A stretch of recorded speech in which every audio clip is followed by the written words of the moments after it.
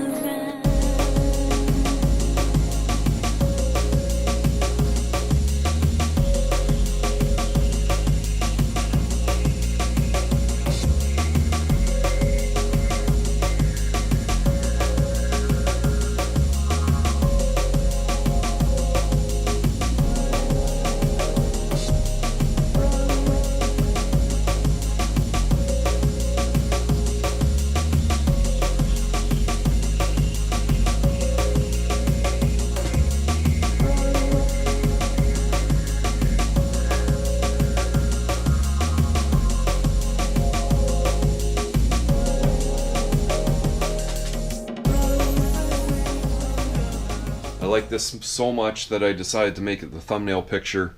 I went a little bit extra and decided to take all the handles off the toolboxes and clean them up, prime them, paint them. It's an idea that actually an old mechanic gave to me, like, I don't know, 12 years ago when I actually got this box and it had the blue handles. He's like, oh, you should take all the handles off and paint them all. And well, it's been this long afterwards I finally did it. And matching them up with the, you know, the color scheme of the channel and the intake manifolds is kind of cool in my opinion. So I've got, I mean, the intake turned out really nice actually. I had all these little spots in here, not too big of a deal, but the main body of it is, the paint laid on it really well.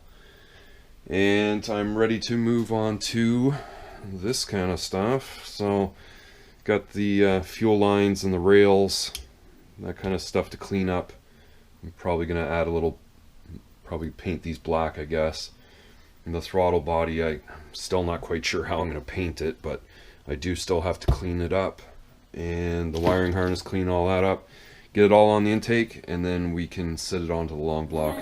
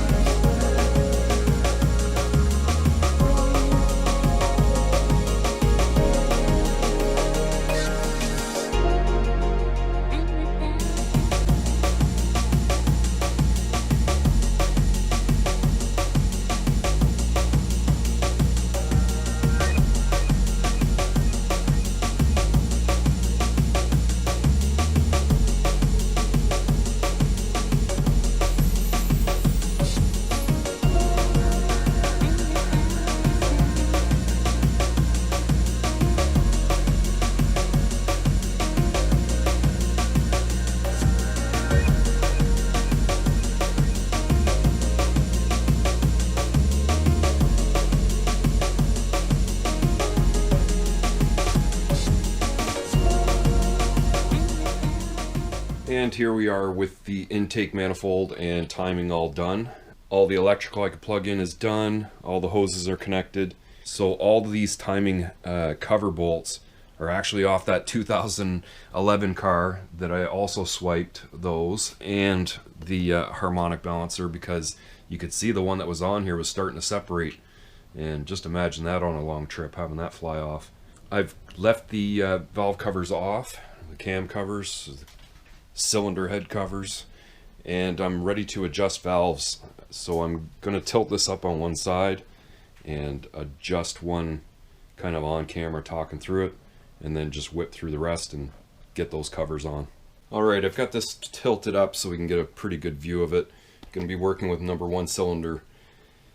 First things first, you can kind of feel the exhaust valves are actually loose right as is, and the intake is almost loose. So number 1 is almost at top dead center already. We just need to find it. And what I like to use is this quarter extension. It's got kind of a soft, not rounded, but I mean it's got a little bit of a dulled end to it, and just kind of drop it down into the cylinder with the spark plug out of there, of course. And then I'm going to come over here to the crank, and I'm pretty sure I got to roll this thing back but I like to keep my fingers right where the spark plug tube is so I can feel how much the actual extension is coming up or going down, and then I can determine where it comes to top dead center as the highest point, and then all the valves should be loose. Okay, so we're coming up.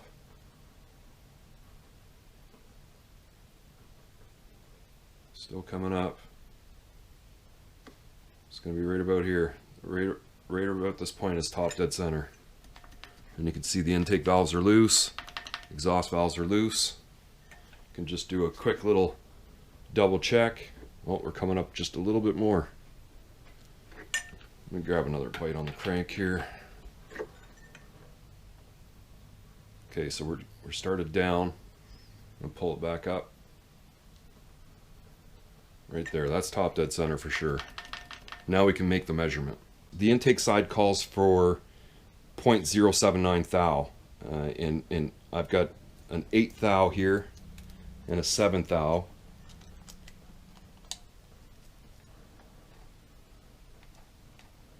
And the 8 is actually, it's tight. It's tighter than I expected. So I'll go for the 7.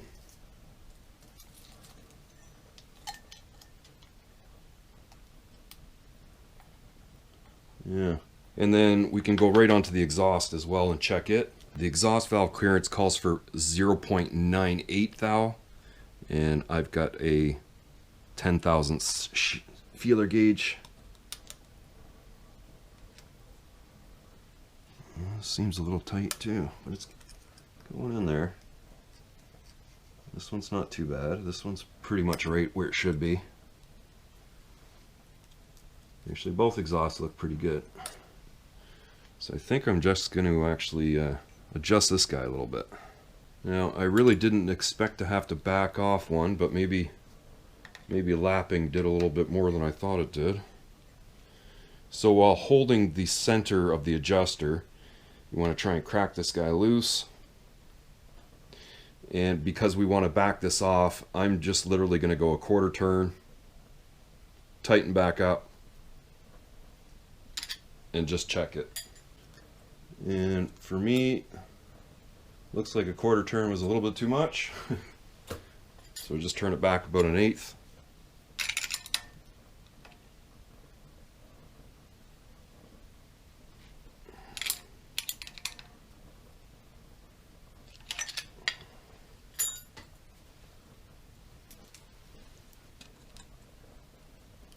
That's perfect.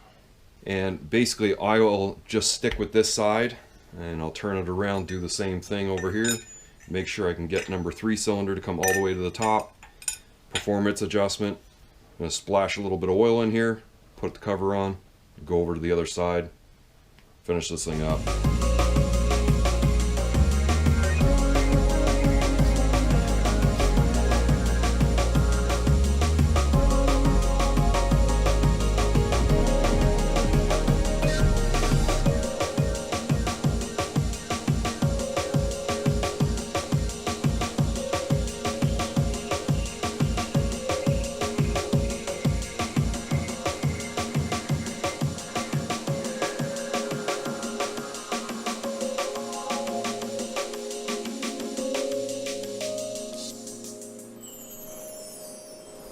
I'm really not sure how many hours I have into this thing, but it's a lot. You know, it's definitely more than your average head gasket replacement. Getting into lapping valves, of course, adds a lot of time, and doing all the painting, cleaning and painting to make it look like this. I mean, I know it's not a gem, but does it ever look a lot different when it came out of the Forester? There's just a couple minor things left, like the ignition and putting the alternator on, and, you know, plugging in a couple things. I gotta leave this off so I can get that power steering bracket in there. But it's pretty much ready to go back into the Forester, but we've got a lot of work to do to it. So for now, I'm just gonna bag this up again and push it over to the side because I got more work to do. So yeah, the fun never stops. Glad I got this finished. Gonna head on to that. If you like this video, definitely give it a thumbs up, and if you're new here and you haven't already, please consider hitting that subscribe button. Leave your questions and comments further down below, and I will see you in the next one. Fuck off. Bro.